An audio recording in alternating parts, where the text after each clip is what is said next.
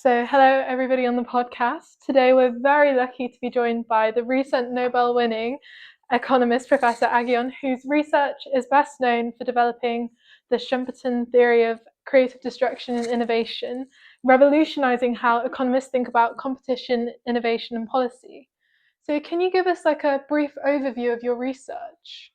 Yeah, so the before, when I was a student, the leading model was the solo neoclassical growth model, which is a very elegant model.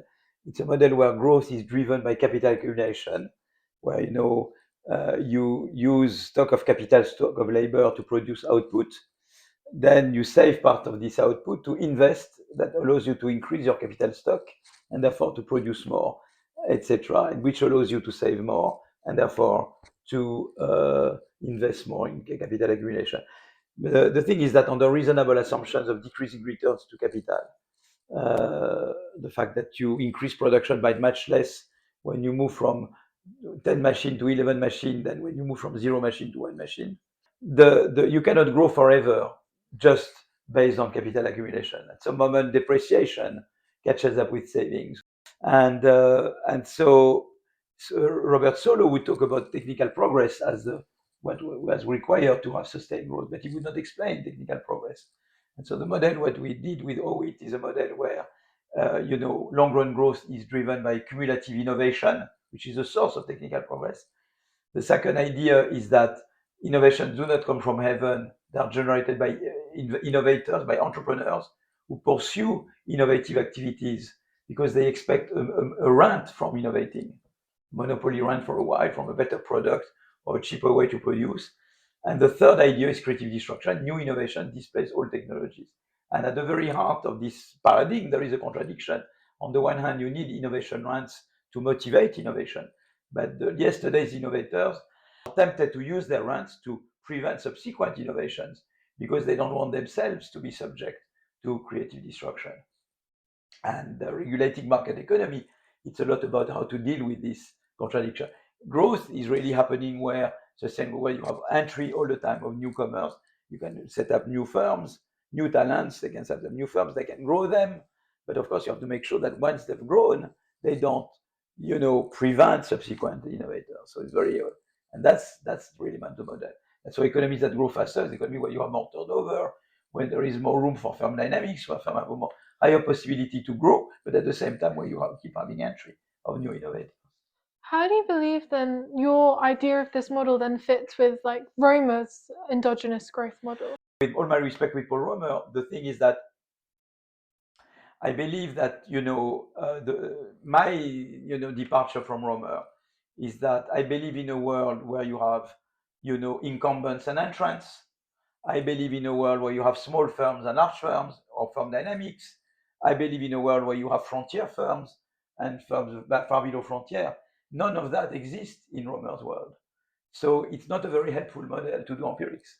In fact, you won't find much empirical work based on Romer. It's a nice model and he deserves and he's very praised. But I think for empirical work on microdata of growth, I think the Schumpeterian framework is much more helpful because it's much richer, because you have this heterogeneity which you don't have in the Romer model. You could go directly from Solow to Schumpeterian without missing anything, missing much, I would say. That would be my own, without missing much in terms of a model that you confront with data. That's what I mean. Okay, that makes a lot of With sense. all my respect for Paul Romer. Yeah. How do you stay so like intellectually curious, because you've been studying this field for like several years, and so how do you keep like your interest in this because idea? there is so much to understand. The relationship between competition and growth. It's a huge question. How you should design competition policy. The relationship between green growth, for example, how you make growth. How can you, fight climate change while keeping growth alive? Green growth. How you make it happen? That's a huge question. The relationship between growth and inequality with the Schumpeterian approach. There is much more you can say. The middle income trap is a big debate. Many emerging countries are concerned by the risk of falling into a middle income trap. How you would avoid the middle income trap? All those questions you can very naturally, tackle them with the Schumpeterian framework. You know your view on creative destruction.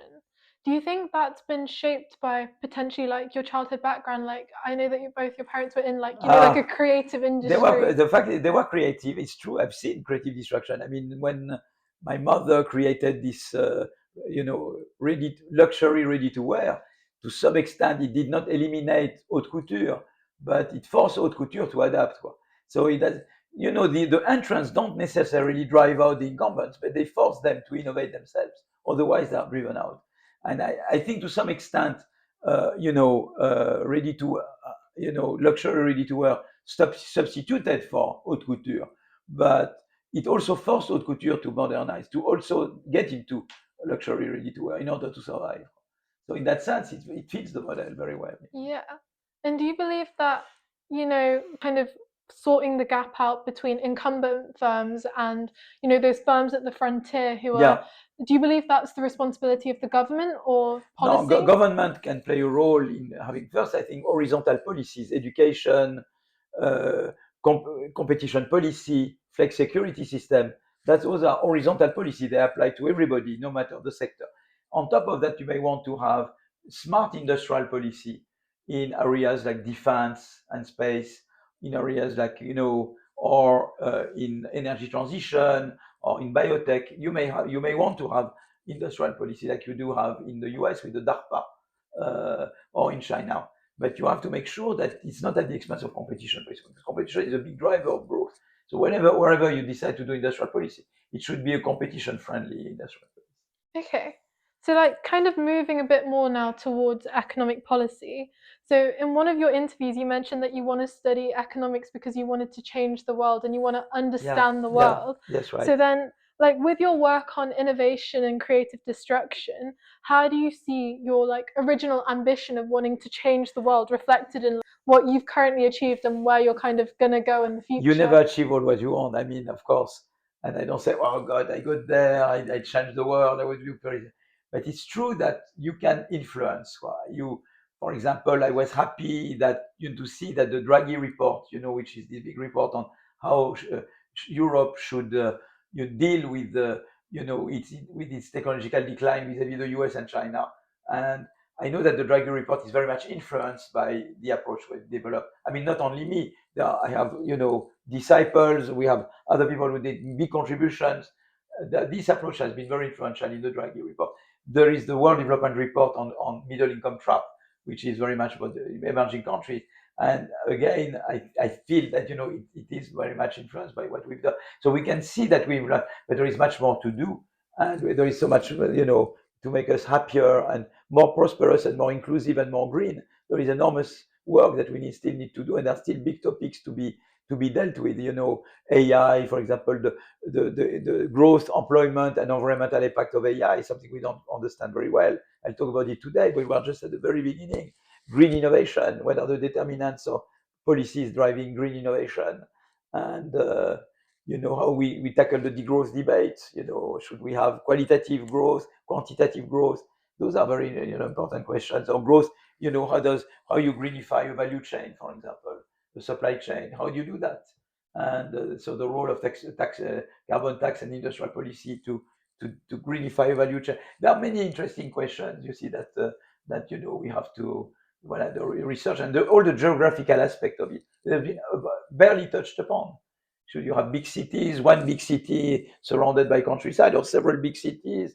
What should be the transportation policy, or the subsidy to urbanization, or whatever? Those are things those are among many things that remain to be done. Yeah. Just to kind of move back towards the AI, so you know Yeah. that there's the fear of like creative destruction and like all this AI technology that's going to come in and replace these jobs. How do you think that kind of influences your model of creative destruction, or how does that model apply in the AI But industry? more than ever, it will be true. I mean, there is a fear that we will become redundant with AI.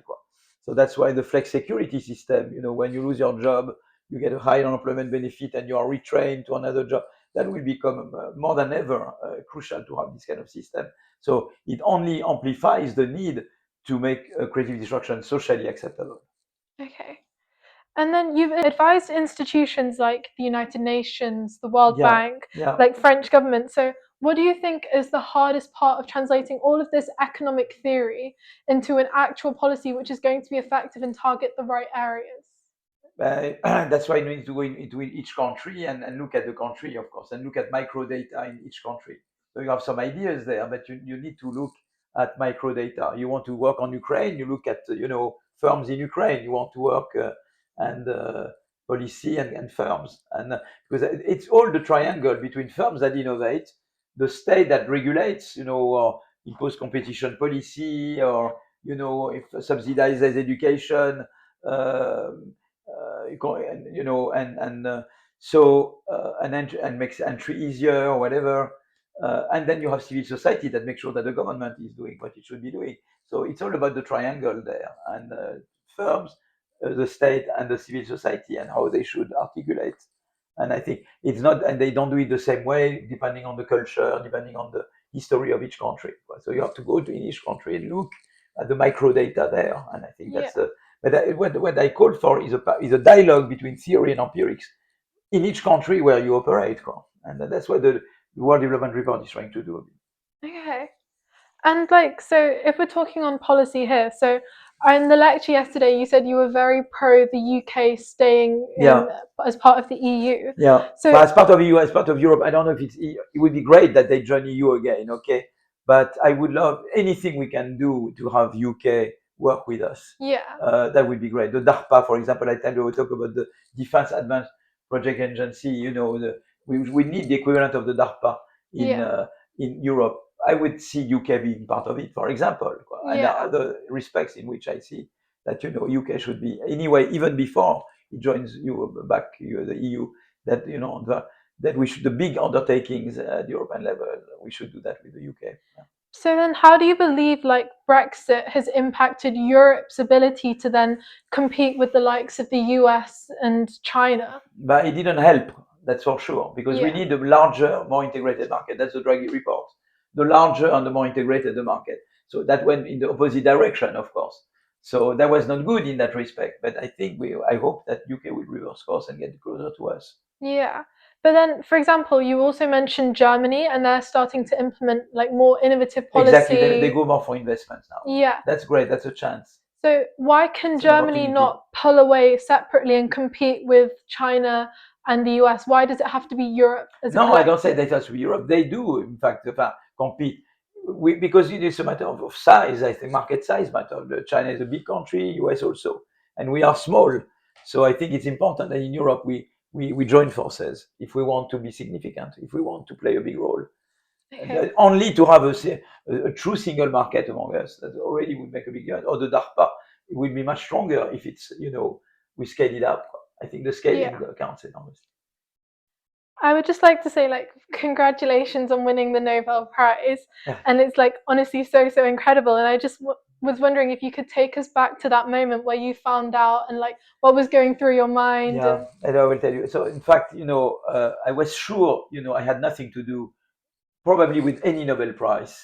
I had lost any hope most hope of a Nobel Prize.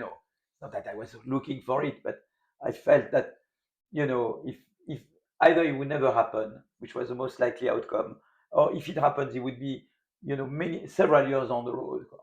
And so this particular Sunday, of the 12th of October, I went to bed tranquil, because I thought, this Nobel Prize has nothing to do with me. So it's very intersection is empty. So I can sleep tranquilly, and that's what I did. And I woke up, and at 10:30 the phone rang, and they said, you are there.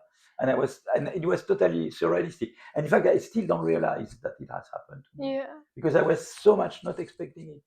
I had, Wow. if I'd given up a lot on it, to be honest with you, and and uh, and for sure in the short run, and so I still live in kind of, and my first thoughts were for my parents, who were innovative. We mentioned my mom, Yeah. but there is my dad was wanted to do social revolution in Egypt, uh, with the Egyptian surrealist movement, and they were all surrounded in France by writers, poets, artists.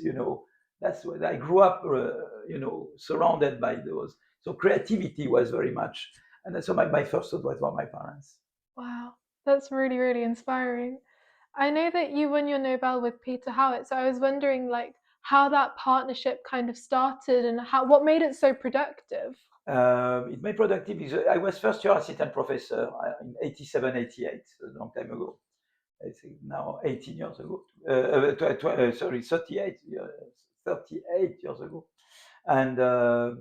And Peter was visiting from Western Ontario, was visiting MIT for a year, and he was my neighbor. So we would talk to each other. We would let our doors would be open, and we would just talk and he was more macro. He was a macroeconomist. He was doing monetary theory, search theory, very much. And I was more micro trained, doing IO. And although I wanted to put IO in growth, but I didn't know how I would do that. And one day I came into his office and said, why don't we try to build a growth model that would embody Schumpeter's notion of creative destruction? And from scratch, we wrote our model, in fact. And so it had been a fantastic. We started to work together in November 87. We had our model finished by March 88. But then he was living back in April. Do you think there's anything that you both of you did or like just a way in which you worked that made that like in such a short period of time to like come up with such like a new like theory or like model? We were very excited. We were jumping around. We felt that we had something, that was really cool. Yeah. I didn't know what would happen with it, but we were very excited. Oh. And yeah, but and without this, without crossing paths with Peter, I think nothing would have happened. I think I really owe everything to this collaboration with Peter Howitt. Do you think that receiving a Nobel now has like changed the way that you maybe see your own work or your responsibility as No, an economist? no. The one thing that changed, no, my research agenda, I want to keep, implementing my research agenda as not if nothing had happened. I mean, so that I'm really, I got an ERC grant last June, and we have a whole research program. We have various projects. I want to carry them out as if nothing had happened. So I really am totally jealous of my research time and my research projects with all my young co-authors, and I work with them. I have my innovation lab at Collège de France, and also my young students at LSE and INSEAD, and I want to work with them and push the agenda. The one thing is that, of course, now when I say something in France, immediately the press and the politicians and things, you influence the political debate. Yeah. So already there was a decision whether or not to suspend, the pension reform. People say that just because I said you should suspend it, it had a major influence on suspending it. I don't know if that's true, but you feel, I don't know, it may be totally wrong, but you feel that whatever you say will carry more weight in the policy debate or the political debate. So you have to be more careful what you say, because people are, you are being judged. Yeah, that makes a lot of sense because you've kind of moved more into the public eye now, isn't it? And there's a certain reputation that comes exactly. with the Nobel. So you have to be, you have to be more careful, which I'm not always very careful. Yeah. I'm more like spontaneous type. Yeah. So sometimes, but it's important also not to be swallowed, because the big danger, many people come to you, I want this, I want that, and at some moment you have said, sorry, I can't do it, because otherwise it eats up the research time, and I don't want the research to be sacrificed.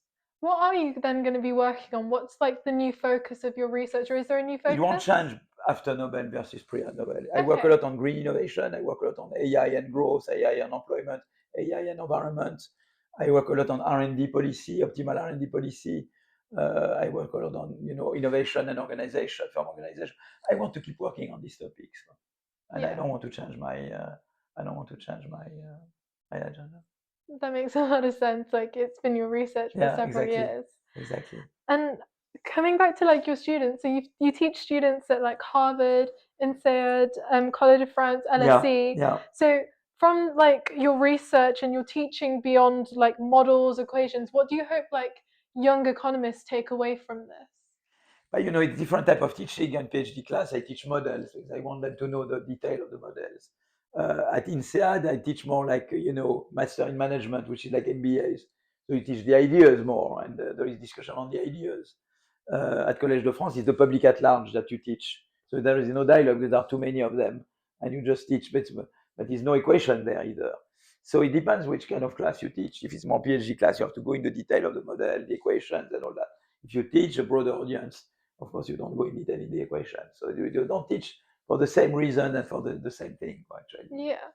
And what do you think, like, learning economics or studying economics should be about? But it's about, I wanted to study economics because I would see politicians, making some kind of seemingly coherent, statements, but getting to opposite conclusions. And I say, well, they can't be all right, so one has to be right. Well, how do I know who is right and who is wrong?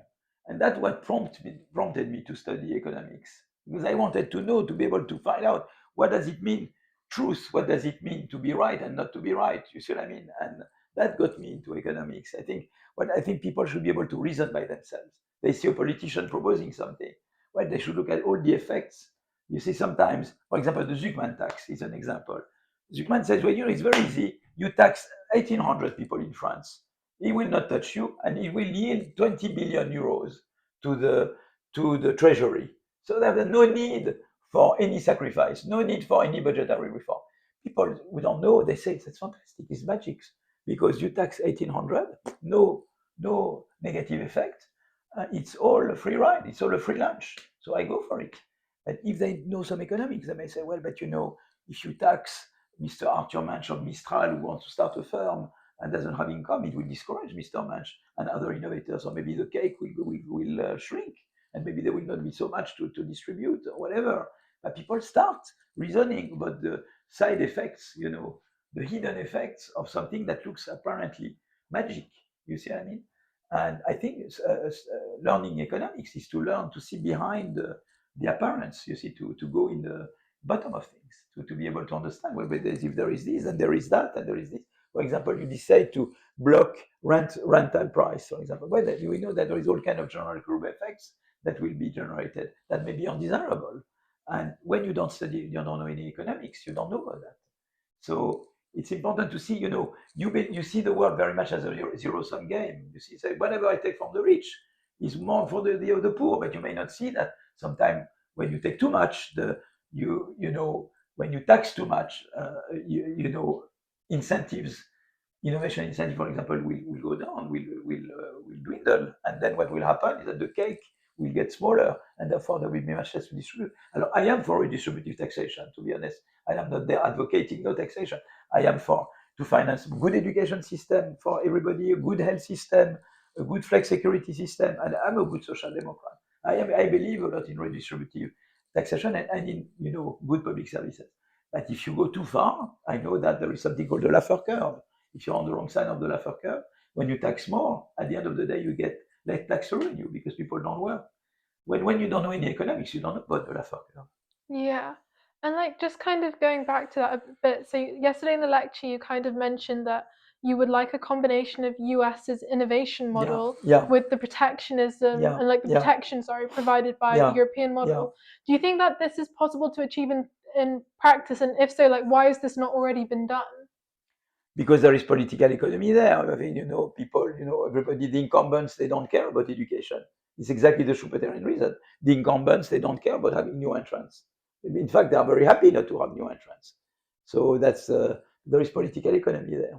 But I think it's important that people understand that more important maybe than more taxation in a country like France would be to have a good schooling system. Okay. Maybe then you may need also to tax to finance partly the good schooling system. At least you know why you need the tax, to get a good public school. So those are the things that you would like people to understand better. But I think it's a lot because incumbents, they don't care. People are safely, or the elder, they don't want to touch about pensions. They are very much privileged now, the pensioners, because but should they sacrifice the young generation? And so, of course, the young don't vote, the old vote. You see that's another dimension of political economy. Increasingly, we have an aging population. So the median voter is getting older by the year. And that biases policies towards something which is pro-retirement against the young. And that's bad for innovation. But it's the young who innovate the most, you see. Yeah. Okay. Thank you so much. Thank you so much. It was for a taking pleasure. the time to interview today. Thank It was you. really, really It was a pleasure. Thank you so much. Thank you so much. Thank you.